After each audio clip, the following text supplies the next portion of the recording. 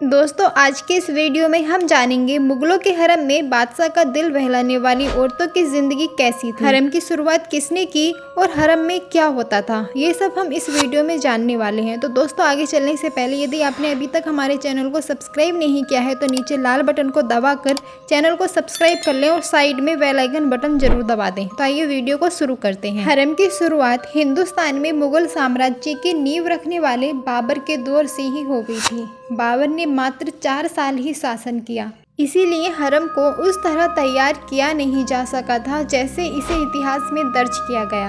इसका दायरा बढ़ाया बाबर के पोते अकबर ने। मुगलों के दौर में हरम हमेशा से चर्चा में रहा। हिंदुस्तानी हो या विदेशी, हर किसी में इसको जानने और समझने में दिलचस्पी रही। भारत पहुंचे कई विदेशी यात्रियों ने अपने संस्मरण में हरम के कई राज खोले। इतालवी यात्री मनुची उन चुनिंदा लोगों में से एक थे जिन्हें हरम में जाने का मौका मिला। हरम में औरतों की हालत कैसी थी इस पर उन्होंने खुलकर लिखा। हरम शब्द अरबी से लिया गया है जिसका मतलब है पवित्र या वर्जित। इसकी शुरुआत हिंदुस्तान में मुगल साम्राज्य की नींव रखने वाले बाबर के दौर से ही हो गई थी। बाबर ने मात्र 4 साल ही शासन किया, इसीलिए हरम को उस तरह तैयार किया ना जा सका जैसे इतिहास में दर्ज किया गया। हरम को व्यवस्थित रखने और इसका दायरा बढ़ाने का काम किया बाबर के पोते अकबर ने। हरम में महिलाओं के कई समूह होते थे। इसमें शाही परिवार की महिलाएं, बादशाह की रखैल, उनका ध्यान रखने वाली महिलाएं और हरम की देखभाल करने वाली महिलाएं शामिल होती थीं। हरम की रौनक बढ़ाने के लिए महिलाओं को कई तरह से वहां तक पहुंचाया जाता था।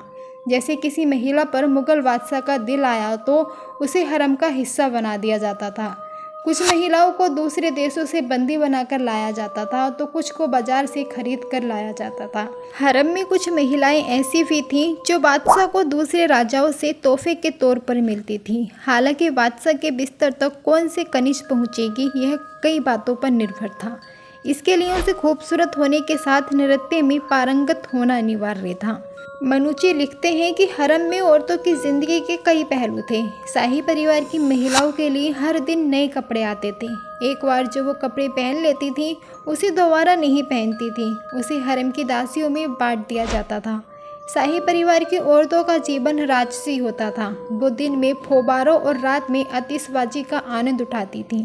किस्से कहानियों में व्यस्त रहती थीं। तीर अंदाजी करना और गजलों को सुनना उनका खास शौक हुआ करता था। एक बार जो महिला हरम में पहुंच गई, बाहर की दुनिया से उसका संबंध खत्म हो जाता था। उसके बाहर जाने का खास पाबंदी थी। इसके साथ ही उनसे बाहर के शख्स से संबंध न रखने की बात भी कही जाती थी। इस नियम का पालन सख्ती से करना होता था। हरम में बादशाह के पास कुछ ऐसी चुनिंदा कनीज होती थी जो सिर्फ उनके साथ ही समय बिताती थी। एक बार बादशाह की चहेती बनने के बाद उनके अधिकारों में इजाफा हो जाता था। उनकी सेवा करने के लिए दासियों की ड्यूटी लगाई जाती थी और साम्राज्य में उनका रुतबा बढ़ जाता था। कहा जाता है कि अकबर के हरम में सबसे ज़्यादा महिलाएं थीं, जिनकी संख्या थी 5000 से अधिक। ये सब महिला अकबर के हरम में रहती थीं। इनमें से सबसे खास बेगम थी जोधा। जोधा ने ही अकबर के पुत्र सलीम को जन्म दिया था, जो आगे जाकर जहांगीर कहलाया।